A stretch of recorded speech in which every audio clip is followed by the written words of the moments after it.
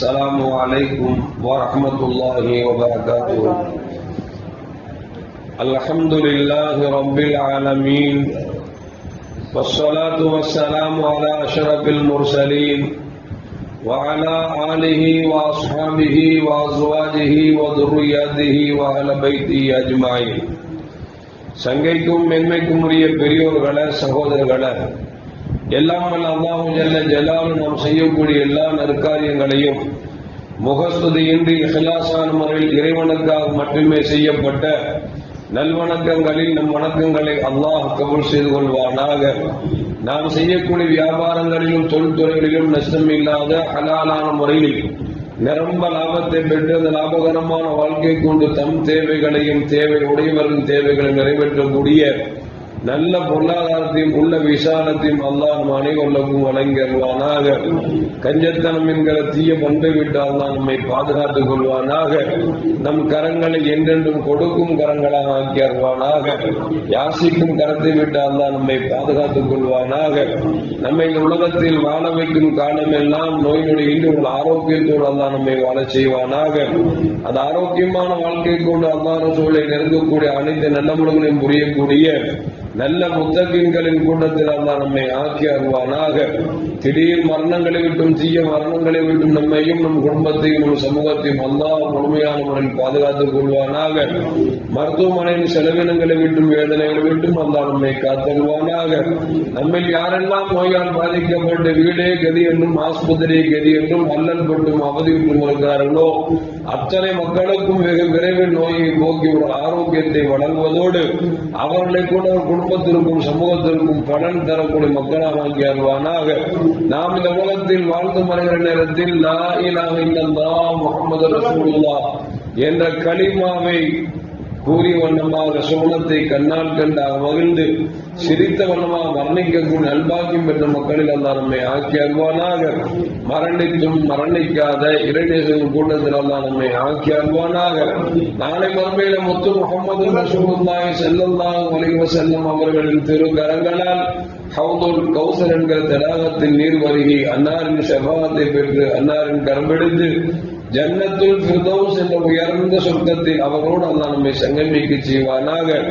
எல்லாவற்றுக்கும் மேலாக இறை அன்பை பெற்று இறைவனை பார்த்து பரவசம் அடையக்கூடிய அவர்கள் லிகாவையும் ரிலாவையும் பெற்ற மக்களில் அல்லாஹ் நம்மை ஆக்கி அருள்வானாக. அருமையான மூமின்களே, சிலர்களின் செயல்பாடு நம் பார்வைக்கு அர்த்தமற்றதாக இருந்தாலும் அது சில நேரங்களில் அது அர்த்தமுள்ள காரியமாக அமைந்துவிடும் என்பதற்கு ஒரு நிகழ்வு ஹாரூன் ரஷீத் பாதுஷா ரஹ்மத்துல்லாஹி அலைஹி இறைநேசரும் மிகப்பெரிய அரசருமாக இந்த உலகத்தில் திகழ்ந்தவர்கள், இறைவனுக்கு மிக மிக பிடித்தமானவர்கள் என்பது மட்டுமல்ல, தங்கள் வாழ்நாளை இறைவனுக்காகவே அர்ப்பணித்த மகா புருஷர் என்று சொல்லக்கூடிய அளவிற்கு அவர்கள் இந்த உலகத்தில் வாழ்ந்தார்கள். அவருடைய மனைவியின் பெயர் சுபைதா அம்மா என்று சொல்வார்கள். இரண்டு பேரும் மாலை நேரத்திலே கடற்கரை ஓரமாக உல்லாசமாக அப்படியே நடந்து கொண்டிருக்கிறார்கள். நடந்து கொண்டிருக்கிற நேரத்தில் கடற்கரை ஓரமாக புகுனூர் தானா என்று சொல்லக்கூடிய ஒரு மனிதர், இவர்களை மஜ்தூப் என்று சொல்வார்கள். இவர்கள் அறிவுள்ளவர்களாகவும் இருப்பார்கள். அதே நேரத்தில் நம் பார்வைக்கு பார்த்தால் அவர்கள் அறிவற்றவர்களாக அவர் செய்யக்கூடிய காரியங்கள் எல்லாம் நமக்கு ஒரு வித்தியாசமாகவும் விந்தையாகவுமே அமையும். இந்த புகழும் தானா கடற்கரை ஓரமாக அமர்ந்து கொண்டு மண்ணை எடுத்து ஒரு வீடு கட்டி கொண்டிருக்கிறார். அந்த அழகான வீடை கட்டி விளையாண்டு கொண்டிருக்கிறார். இப்ப குழந்தைங்க விளையாண்டா ரசிக்கலாம், பெரிய ஆள் உட்கார்ந்து மண்ணை கட்டி விளையாண்டான்னு வச்சுக்கங்களேன், ஏன்னா இன்னும் குழந்தைத்தனம் போலையா அப்படி கேட்போமா இல்லையா? ஏன்னா ஒவ்வொரு ஸ்டேஜுக்கும் ஒவ்வொரு செயல்பாடு இருக்கு.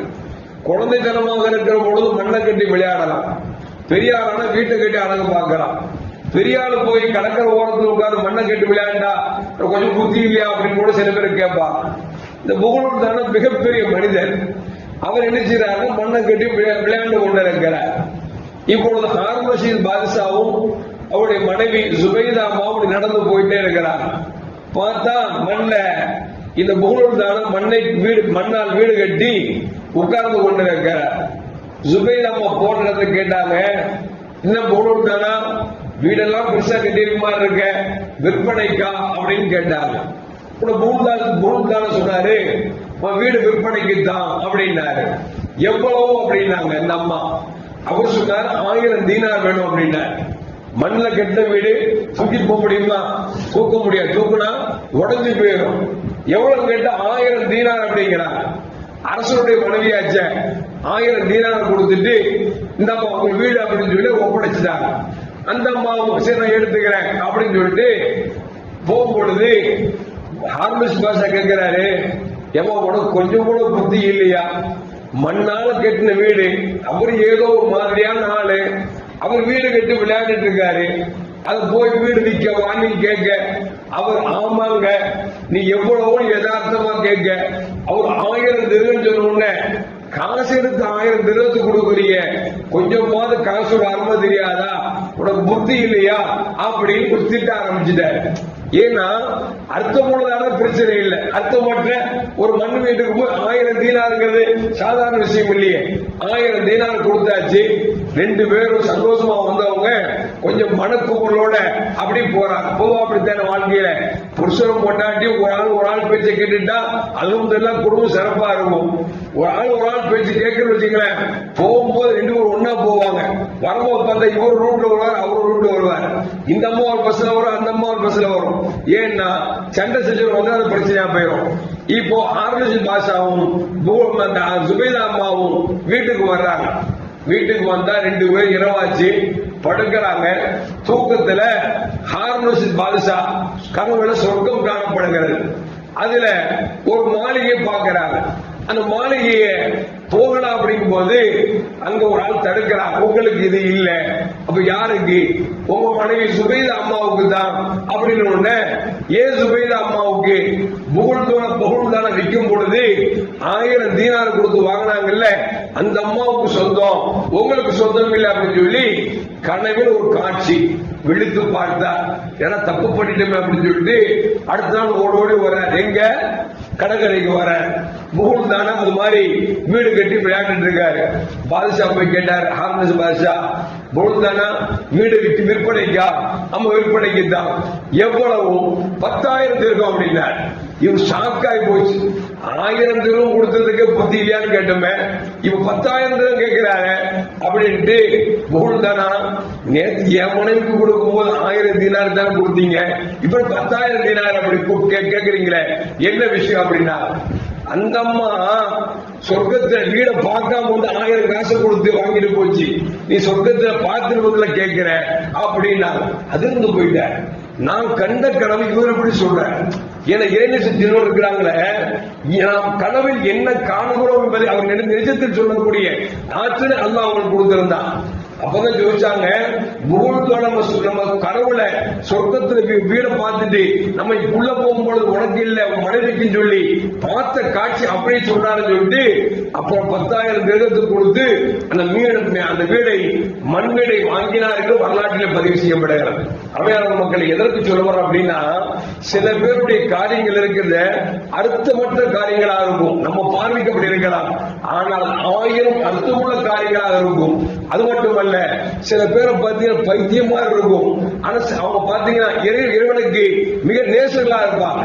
ஒண்ணுமில்ல, முந்தானத்து நான் போயிட்டு இருந்தேன், ஒரு பிச்சைக்காரன் யார்ட்டையுமே காசு கேட்க மாட்டான், ஆனா காசு கேட்க மாட்டான், ஒரு டப்பா பிடிச்சி அப்படியே உட்கார்ந்துட்டு இருக்கான். மனசு கேட்கல, வரமா இருந்துச்சு அப்படின்னா ஏதாவது சாப்பிட வாங்கி கொடுக்குமே, ஒரு போண்டாவோ ஒரு சுசியமோ வாங்கிட்டு வந்து அப்படி படுத்துக்கிட்ட அப்படி கொடுத்தேன். என்னன்னாரு, போண்டா அப்படின்னு வாங்கினாரு. வாங்கிட்டு நான் போயிட்டேன். கொஞ்ச நேரத்தை பார்த்தா ஒரு 50 எட்டுல 100 எட்டு வச்சிருப்பேன், ஒரு போண்டா வலது பக்கத்துல வந்து விழுது, சுசியை இடது பக்கத்துல விழுது. மனசுக்குள்ள யோசிச்சா, காசு கொடுத்து பசிக்கதே வாங்கி கொடுத்தோம், மனுஷன் திண்டா சந்தோஷப்படுவான்னு சொல்லுதே வாங்கி கொடுத்தோம், போண்டா வலது பக்கத்துல விழுது, இடது பக்கத்துல சுசியை விழுது, உன் காசு எனக்கு எதுக்கடா அப்படின்னு சொன்ன மாதிரி எனக்கு முகத்தில் அடிச்ச மாதிரி ஆகி போச்சு. எதுக்கு சொல்ல போறேன் அப்படின்னா, அதுலயும் ஒரு கயிறு இருக்கும், வருத்தப்பட வேண்டிய அவசியம் இல்லை. ஏன்னா நாம தர்மம் என்று வாங்கி கொடுத்தோம், அவர் வாய்க்குள் போனாலும் சரி, வாய்க்குள் போக விட்டாலும் சரி, நமக்கு அல்லாஹ் ஒரு ரஹமத் கொடுத்தா பாத்தீங்களா? கஷ்டப்படுறாரு, காசு கேட்க மாட்டாரு, பசுவோடு இருப்பாரு, அவருக்கு ஏதாவது வாங்கி கொடுப்போம், எண்ணத்தில் வாங்கி கொடுத்தோம் பாத்தீங்களா? அதுக்கு அல்லாஹ் நன்மை கொடுத்துருவான். ஆனா அவர் காரியம் செய்த காரியம் பைத்தியகாரத்தனமாக இருந்தாலும் கூட அந்த காரியத்தில் என்ன இருக்கிறது நமக்கு தெரியாது. அதனால ரோட்டு ஓரங்களை பிச்சைக்காரன் படுத்திருந்தானா பிச்சைக்காரன் அப்படி நினைச்சிடக்கூடாது. சிலரின் வார்த்தை இருக்கிறது, அந்த சிலர் வார்த்தை ரொம்ப அர்த்தப்பட்டதா இருக்கும். ராமநாடு சைட்ல மஞ்சப்பள்ளி பாபா அப்படின்னு கேள்விப்பட்டிருப்பீங்க. அந்த எஸ்பி பட்டணம், அம்மா பட்டணம் சைட்ல உங்களுக்கு தெரியும். இந்த மஞ்சப்பள்ளி பாபா அப்படின்னு சொல்றவங்க ஒரு நாள் ரோட்ல போயிட்டு இருந்தாங்களாம். பஸ் கை காட்டுற உடனே அவன் நிப்பாட்ட மாட்டேன். ஏன்னா இந்த பைத்தியக்கார மனுஷன் உள்ளே ஏறினா நல்லா இருக்கான்னு சொல்லி பஸ் நிப்பாட்டாம போயிட்டாங்களாம். போ கொஞ்சம் தூரம் போய் நில்ல அப்படின்னாங்களாம். அந்த பஸ் போயிட்டே இருந்துச்சு, திடீர்னு ஸ்டாப் ஆயிடுச்சு. எல்லா மக்களும் கத்துறாங்க, என்ன பஸ் ஸ்டாப் ஆயிடுச்சு, பஸ் ரிப்பேர் பார்த்து வர மாட்டியா, அப்படியே இப்படியே எல்லாம் கத்துறாங்க. டிரைவரும் கண்டக்டர் எதையோ பாக்குறான், வண்டி நகரவே மாட்டேங்குது. இந்த மஞ்சப்பள்ளி பாபா போனாரு, அந்த பஸ் நின்றாரு. பஸ்ல ஏறின உடனே பஸ்ல எடுப்போம் வண்டி அப்படின்னா வண்டி எடுத்து போயிட்டே இருந்துச்சு. எதுக்கு சொல்ல வர அப்படின்னா, பார்ப்பதற்கு பைத்தியக்காரனை போட்டு இருப்பார்கள், ஆனால் அவர்களுக்கு இறைவனுடைய நேசத்திற்கு பெற்றவர்களாக இருப்பார்கள். அதனால் எந்த மனிதரை பார்த்தாலும் நாம் நம்மை தாழ்த்திக் கொள்ள வேண்டும் தவிர யாரையும் ஏளனமாகவோ இலக்காரமாகவோ பார்த்துவிடக் கூடாது என்பதை இந்த நிகழ்வு நமக்கு சொல்லி காட்டுகிறது. எல்லாம் அல்லாஹ் ஜல்ல ஜலாலுஹு இறைவனுக்கு பிடித்தமான மக்களாக அல்லாஹ் நம்மை வாழச் செய்வானாக. அஸ்ஸலாமு அலைக்கும் வரஹ்மத்துல்லாஹி வபரகாத்துஹு. ஸல்லல்லாஹு அலா முஹம்மத் ஸல்லல்லாஹு அலைஹி வஸல்லம். ஸல்லல்லாஹு அலா முஹம்மத் ஸல்லல்லாஹு அலைஹி வஸல்லம். ஸல்லல்லாஹு அலா முஹம்மத் யா ரப்பி ஸல்லி அலைஹி வஸல்லம்.